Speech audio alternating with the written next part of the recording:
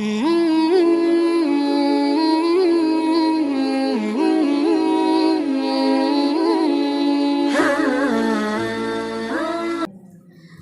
selanjutnya yaitu tausiah yang akan disampaikan oleh Ketua Umum FKMD Kota Palembang yaitu Bapak Dr. Andes Haji Buya Syamsuddin Harmaid. Kepada beliau kami persilakan. Assalamualaikum warahmatullahi wabarakatuh. Alhamdulillahilladzi khalaqal mauta wal hayata liyabluwakum ayyukum ahsanu amala wa huwal azizul ghafur. Asyhadu an la ilaha illallah wahdahu la syarika lah wa asyhadu anna Muhammadan abduhu wa rasuluh. Allahumma shalli wa sallim ala sayyidina Muhammad wa ala ali sayyidina Muhammad. Subhanaka la ilma 'allamtana innaka antal alimul hakim. Rabbi shrah li sadri wa yassir li amri wahlul 'uqdatam min lisani yafqahu qawli. Pertama dan yang paling utama kita bersyukur kepada Allah atas segala rahmat, nikmat serta inayahnya hingga kita dapat hadir di majelis ini. Insyaallah kita semua dimuliakan oleh Allah Subhanahu wa taala. Salawat dan salam kita sampaikan pada junjungan kita, tuntunan kita, risalah kita, Rasulullah sallallahu alaihi wasallam. Ibu-ibu, para majelis zikir dan dakwah antim yang berbahagia, seharusnya hari ini ibu pembina kita hadir, namun beliau ada kegiatan Zoom karena beliau sebagai dosen di Universitas Sriwijaya sehingga beliau masih sibuk dan belum sempat hadir. Jadi untuk ini kita istighfar dulu karena yang zikirnya ini sampai saat ini maka tidak ada datang, jadi kita selingi dengan zikir.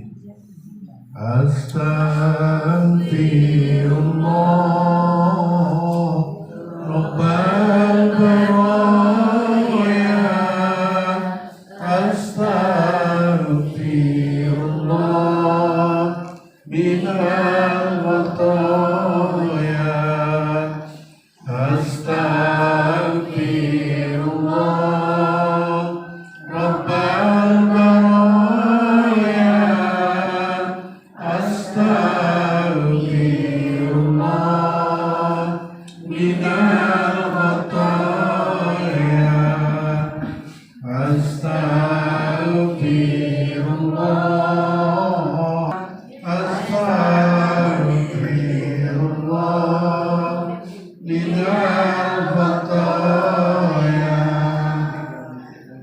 Jadi ibu, waktu kami ini haji kemarin, kebenaran waktu itu lagi tidak tentram waktu itu. Karena tidak tentram tadi, bukan kita nak jalan dapat jalan mulus, malah di tingkat yang kedua dapat. Itu karena hati kita tidak tenang kan. Nah waktu naik di lantai kedua, hati juga makin tidak tenang. Tapi yang rasa punya hati tidak tenang, seolah-olah ngapa Allah menunjuk di lantai 2 ini, sedangkan aku ini kan jantung. Dinaikkan oleh Allah ke lantai 4. Itu tidak ikhlas menerima ujian dari Allah waktu itu. Jadi sudah dinaikkan di 2, masih juga tidak tenang, dinaikkan oleh di 4. Berputarlah 4 itu lebih jauh lagi. Ini sama dengan rumah, tak percaya. Jadi kami 4 naik ke puncak, di lantai 4 itu sampai 7 kali tawaf. Nah itulah, jadi selesai itu turun ke bawah, mohon ampunan kepada Allah, bermohon kepada Allah, baca istighfar 1000 kali. Alhamdulillah, dan baca istighfar 1000 kali, besoknya dimudahkan oleh Allah yang pakai kursi roda. Jadi balik aku galau karena aku ini pendamping ketua kloter. Jadi jamaah ada 450 kita yang dipercaya oleh Kemenag untuk mengatur jamaah yang pakai kursi roda ini. Kursi roda. Berangkat jam 10 malam ke Mekah, bawa jamaah jam 3 baru balik ke hotel. Itu luar biasa capek. Itu manfaat dari istighfar. Subhanallah.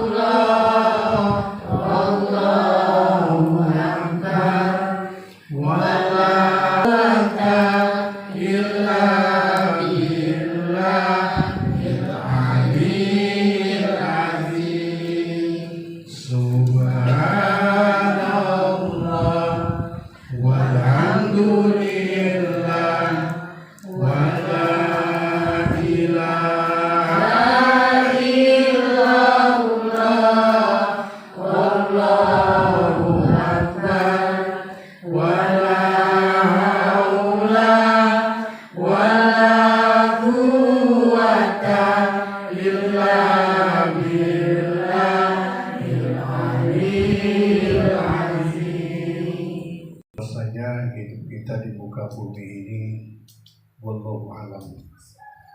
Apakah rasanya di pucuk 30 kita sudah ada yang di bawah 30?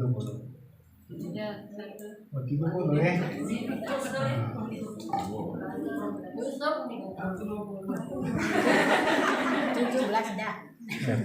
ini wallahu alam kapan kita akan dipanggil oleh Allah. Apakah usia kita 40 yang lewat, ada yang aku 50 yang belum, apakah 60 atau 70 atau 80, wallahu a'lam. 80 itu agak berat walaupun pas ya. Nah ini persoalan dunia. Ketika Abu Bakar bersama sahabat menyaksikan ada seorang sahabat yang disiksa di alam kubur, penyebabnya apa? Karena dia sekali pada saat di dunia kencing tak bercebok. Dikatakan oleh Nabi, ada apa aja di kuburan itu? Dia ada suara gemuruh. Ternyata malaikat berbisik bahwa dia pernah katanya membuang air kecil tapi tidak bercebok. Jadi dia mengalami siksaan. Nangislah Abu Bakar Siddiq. Mak mana ujinya aku dikaget ujinya. Di alam kubur kaget disiksa oleh Allah. Aku tidak. Dijawab oleh sahabat, bukankah kau sudah dijamin oleh Allah masuk surga? Iya, dijamin masuk surga tapi tidak dijamin dilepaskan siksa alam kubur. Jadi menangis dengan sejadi-jadinya. Nah inilah yang nak kita kupas. Kita ini ibu-ibu, ketika kita mati, itu kita belum menyadari mayit ada di rumah. Ketika itu kita belum menyadari bahwa kita sudah meninggal. Kita dalam keadaan seperti mimpi. Dan di dalam mimpi kita pasti pernah mimpi bahwa kita nyaksikan mayit kita. Pernah tak? Iya. Seolah-olah kita sudah mati nah. Kapan kita bangun bahagia gitu. Rupanya aku belum mati. Nama itulah keadaan kita kaget seolah-olah kita bermimpi. Kita melihat mayit kita diopongi wong, ditangisi wong. Dan mayit itu ketika dimandikan kita nyaksikan seolah-olah kita dalam mimpi ketika itu. Yang keluarga kalau umpama ada yang meninggal, kalau bisa agak lama dikit dikubur. Karena ketika mayit ini mereka sudah lari galau, maka ruh itu dimasukkan oleh Allah ke dalam diri dia, sehingga dia terbuka dan menjerit dia. Ternyata aku ini tidak bermimpi, pakai pakaian putih, pakai pakaian kafan segala macam, ditengoknya segala dinding tanah segala tanah, kemudian dia menjerit begini. Tapi kalau mau pilih galak magah ini tak ada dipanggilnya. Dia ingat ada galak magah, dia tidak galak panggilnya. Kalau ini siapnya dicintai sama kakaknya ya. Kak punya tuh ya, tolong aku ya, aku ini jam pukul sekali ya. Gimana kan panggil bini kau enggak, dan kau.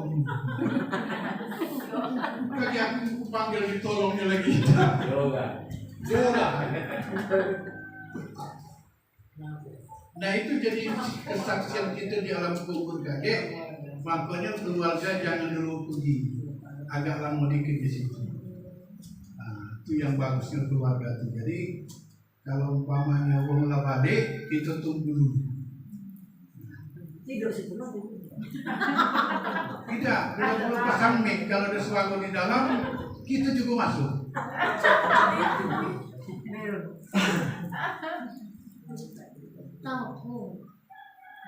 Nah ketika itu ibu-ibu, yang akan dihisab itu adalah sholat 5 waktu. Ya. Makanya ketika dia mati, dia mendengar di kiri di kanan itu, ya, Allahumma ansurna ya Allah, dia ngadu kepada Allah. Wong la balikan Allahumma ansurna ya Allah, kembalikan saya ke dunia ya Allah, sebentar saja ya Allah. Aku tak tahan ya Allah siksaan di alam kubur ini ya Allah. Ada kan viral di video seorang anak yang berumur 7 tahun, masih gadis, meninggal. Dia, nah itu asal jalan berada. Nah jadi tindakan kuburnya ngapo? Aku tak tahan kata jadi samping kubur aku ini jinyo ada yang tak pernah sholat sehingga berjerit-jeritan aku pening jinyo pak jinyo. Pindah ke baik kubur aku pak kata. Rupanya dalam kubur itu pening juga kita nyengok dah wagas. Bukan di dunia baik kan? Begitu dibongkar mayatnya, masya Allah. 2 tahun sudah dikubur, kain kafannya masih bagus, masih merah mukanya. Nah itu masih gadis, umurnya 8 tahun, antara 8 sampai 12 tahun. Itu dibuka dia itu. Jadi Allahumma absorna ya Allah, kembalikan kami ke dunia sebentar saja ya Allah. Dia baru dan dalam keadaan apa bejangan. Kalau kebenaran kita umpama kedusun lewat jamnya, dia terpaksa digoda. Kalau memang nak bagus dia mampir dulu. Aja baik itu kita mampir dulu. Mana ada telepon kapan masjid di pinggir jalan tu ya kalau dewe kapan ni bukan dipakai bawa harimau. Telepon itu kalau tak tahan merah. Jadi kalau yang sholat 5 waktu itu terlihat. Contoh wajah kan cahaya mukanya. Karena itu terlihat bahwa dia sholat 5 waktu. hatinya senang. Nah,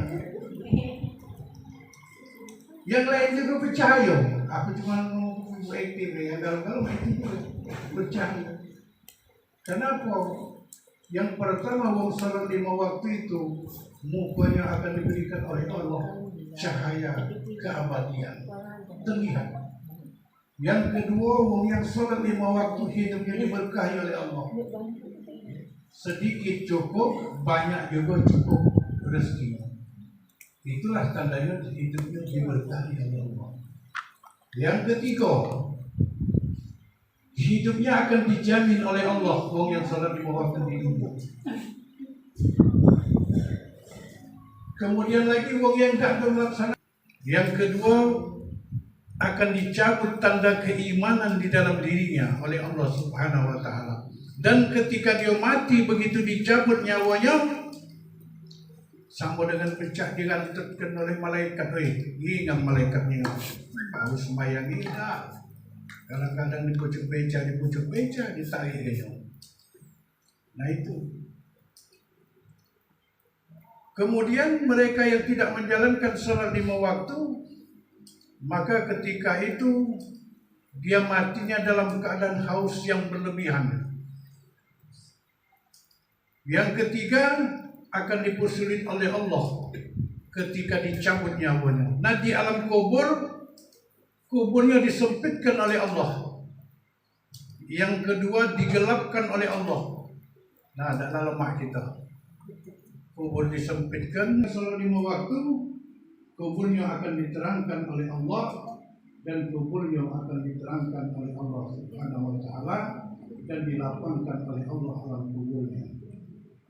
Jadi jangan yang kita tinggal yang pokok mengerjakan sholat 5 waktu. Waktu ya nak, kapan dia ustazahnya maghrib lagi di mall? Nah, ustazah lagi di mall. Sudah sembahyang belum?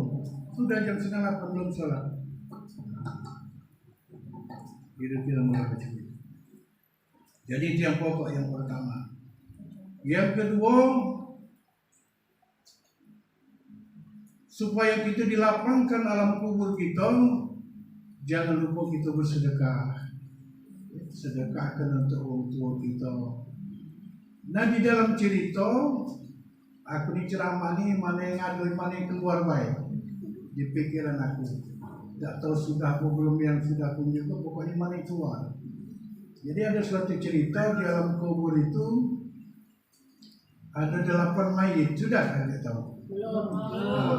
Ada 8 mayit, 7 mayit ini dalam keadaan haus dan lapar. Tanya malaikat, apa sebabnya kau berbeda dengan yang lain? Yang lain berceker, nyari makan dan minum, sedangkan kau dalam keadaan tenang dan damai. Coba kau lihatlah, begini dengan malaikat, kau lihatlah di dunia, apa dari anak aku? Kapan dilihat dia anaknya lagi berdagang, sambil berdagang. Anak. Kemudian yang kedua, dikirimkan Al-Fatihah. Yang ketiga, disedekahkan. Yang keempat, dibacakan Al-Quran. Nah sekarang ini ibu-ibu, wong tua kita yang di alam kubur, supaya kita tidak jadi anak durhaka, sekarang menunggu kiriman amal kebaikan kita. Ditunggunya oleh wong tua kita sekarang ini kiriman kita. Kalau kita tidak ngirim, dia dalam keadaan haus dan lapar, jadilah kita anak durhaka. Makanya kata seorang ulama, berapa kali kalian berdoa dengan wong tua kalian? 5 kali saya berdoa dengan orang tua saya. 5 kali salat, 5 kali saya berdoa kepada Allah. Kau masuk neraka dan kau menjadi anak durhaka, kata seorang ulama. Kenapa? Tak cukup 5 kali doa baca, makanya pelajar dengan kamu dalam keadaan duduk, dalam keadaan guling, dalam keadaan berdiri, dalam keadaan bermotor, dalam keadaan di mobil. Bacalah Robbi firli wali walidayya. Jangan berhenti. Robbi firli itu ya Allah ampuni dosaku. Wali walidayya, ampunilah dosa kedua orang tuaku, cukup. Itu tambahannya. Jadi gimana kita lah? Daripada cak kita lanang-lanang ini di lampu merah nah, nyingai baju betina, nyingai betis betina, mak berjeki lo. Ya, kalau cak kamu masih muda ni masih wali walidayya. Cuba Rabbi firli wali walidayya. Amanlah itu kita. Masya Allah, aku dapat kiriman dengan anak aku. Kau tidak malas tahu tidak? Aku tiap detik, tiap menit dapat kiriman. Cuma kalau malam anakku tidur dia tak ngirim. Rabbi firli wali walidayya. Syukur-syukur kita baca Al-Quran, kita tidak salah. Baca Al-Quran, jadi bacalah. Dikirim supaya untuk kita tidak merasa kausan dan kelaparan. Bila perlu kita berdoa, ya Allah, atas segala keagungan dan kemuliaan-Mu, ya Allah, ampuni dosa kedua orang tuaku, ya Allah. Lapangkan alam kuburnya, terangkan alam kuburnya, ya Allah. Kalau memang orang tuaku tercatat sebagai ahli neraka, ya Allah, maka kan jelain. Nak mau ke dosa ni. Hati Bu RT, selamat jalan Bu RT, hati. Balik bawa duren. Bagus mana tadi? Wali-wali jaya. Nah, aku dengar tes kamu baca. Bila perlu kita bicara kepada Allah, ya Allah, jika orang tuaku sebagai suatu cerita Nabi Musa. Nabi Musa ini berdoa kepada Allah, ya Allah, siapakah orang yang akan bersamaku di surga nanti, ya Allah? Lalu apa kata Allah? Pergilah kau ke sebuah daerah, sebuah kampung. Kau temui seorang pemuda di daerah itu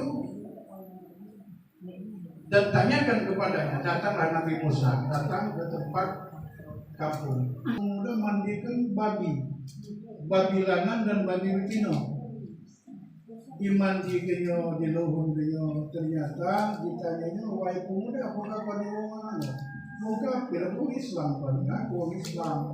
Kenapa kau mandi ke babi ni haram? Ini bukan babi, ini wong tua aku dijelma yang babi tadi. Dan aku selalu berdoa kepada Allah, saya menunaikan kewajiban saya sebagai anak untuk ngeluhkan wong tuaku. Masalah dikutuk itu adalah hanya Allah. Lalu Allah menurunkan sebuah ayat, wahai Musa, itulah yang akan bersamamu di surga nanti, karena dia telah berbakti kepada kedua orang tuanya. Itu adalah hak Allah, kata pemuda tadi, dan saya selalu berdoa kepada Allah, ya Allah, ampuni dosa kedua orang tuaku, ya Allah. Ampuni dosa dan kesalahannya dan masuk ke dalam surga, ya Allah, baginya. Ternyata Allah mengatakan kepada Nabi Musa, dosa orang tuanya sudah kuampuni dan kujamin orang tuanya telah masuk surga. Apalagi orang tua kita benar. Sekarang orang tua kita benar, kita doakan kepada Allah yang tidak ada dijelmakan oleh Allah seperti baru. Nah sekarang lagi menunggu. Orang tua kita yang sudah meninggal itu sedang menunggu doa-doa kita. Jangan kita ladas di dunia ini. Kirim doa-doa kita, kirim bacaan Al-Quran kepada orang tua kita, sedekahkan. Sedekah itu sedekah rutin. Jangan kita sedekah setahun sekali kepada bulan Ramadan. Nah, aku sedekah 1 juta duit infak, duit zakat mal, keliru. Bersedekah itu yang paling rutin, yang disukai oleh Allah kalau dapat tiap hari, tiap minggu, tiap Jumat. Sedekahlah tiap Jumat kalau tak baca ini untuk orang tua itu. Yang bagus setiap hari kita bersedekah. Tidak mengurangi pahala kita, tidak mengurangi pahala orang tua kita sebut. Ya Allah, kusedekahkan ini ya Allah untuk orang tuaku, ya Allah, nama ini, insya Allah akan diijabah oleh Allah. Awaladun solihah, yaitu doa anak-anak yang soleh dan soleh. Sekarang sudahlah kita berdoa untuk orang tua kita. Ditambahi dengan tiap hari, Rabbi firli wali walidayya, Rabbi firli wali walidayya. Apalagi kita punya cucu sudah anak, kita berdoa Rabbi firli wali walidayya, Rabbi firli wali walidayya.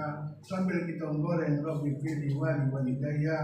Cuma jangan konsen mutung baca. Sambil kita berzikir, sambil berarti dulu ya. Rabbi firli wali walidayya, Rabbi firli wali walidayya. Ditunggu kita di alam kubur orang tua kita itu tadi, kiriman-kiriman kita. Nah itu bersedekah. Yang ketiga, jangan lupa kita membaca Al-Quran. Karena orang yang berurusan dengan Al-Quran, dia akan menjadi mulia. Turunnya Al-Quran hari Jumat, Jumat menjadi mulia. Turunnya Al-Quran di bulan Ramadan menjadi mulia. Turunnya kepada Nabi Muhammad, Muhammad menjadi mulia. Turunnya Al-Quran kepada umat manusia, pada muslim yang membacanya, maka mereka akan menjadi mulia. Berurusan dengan Al-Quran, mereka akan menjadi mulia. Semuanya akan menjadi mulia. Kita baca Al-Quran, kita belajar Al-Quran, maka akan mulia. Habis subuh itu kalau kita nak kata gawi, kita berzikir. Yang pertama berzikir kita baca qul 100 kali. Bismillahirrahmanirrahim. Allahu ahad, Allahu samad, lam yalid wa lam yulad wa lam yakul lahu kufuwan ahad. Yang kedua baca subhanallah, walhamdulillah wa la ilaha illallah, wallahu akbar, wala haula wala quwata illa billahil aliyyil azim. Yang ketiga baca istighfar, astaghfirullahaladzim 100 kali. Astaghfirullahaladzim. Kemudian setelah itu baca selawat, Allahumma sholli ala sayyidina Muhammad wa ala ali sayyidina Muhammad. Kemudian lagi kata Rasulullah, zikir yang ringan diucapkan tapi berat dalam timbangan. Subhanallah wa bihamdi, subhanallahil azim, subhanallah wa bihamdi, subhanallahil azim 100 kali. Kemudian lagi la ilaha illallah 100 kali juga. Kemudian lagi baca istighfar 100 kali juga. Astagfirullahaladzim, astagfirullah. Yang kunjuk ini yang hebat kalau dengan kamu. Kalau kepala zikir yang kunjuk ini, yang dibaca ini, yang insya Allah sudah saya lakukan, ya, sudah bertahun-tahun, itulah yang dibaca. Nah yang bagus lagi, ibu-ibu, bangunlah pagi-pagi itu, subuh itu paling tidak jam 3:30 atau jam 3:30 itu mandilah kalau nggak kedinginan, ya, campur banyak panas ya supaya hangat badan. Kemudian lagi setelah itu sholat tahajud. Oh mana dah sholat tahajud belum ada? Insya Allah. Insya Allah tidak. Jadi sholat tahajud. Mereka yang sholat tahajud ini yang pertama derajatnya diangkat oleh Allah. Nah setelah sholat tahajud itulah kita sebut zikir yang saya sebutkan tadi. Makin banyak makin bagus. Ya Rabbi. Yuk zikirnya jalan terus di tangan, bacanya stop. Jalan terus sampai tertidur. Jangan tertidur. Ya. Baca terus Rabbi. Marilah sama-sama kita tutup acara ini dengan melafazkan hamdalah. Alhamdulillahirabbil alamin. Wabillahi taufiq wal hidayah. Wassalamualaikum warahmatullahi wabarakatuh. Ayo terus. Kerja.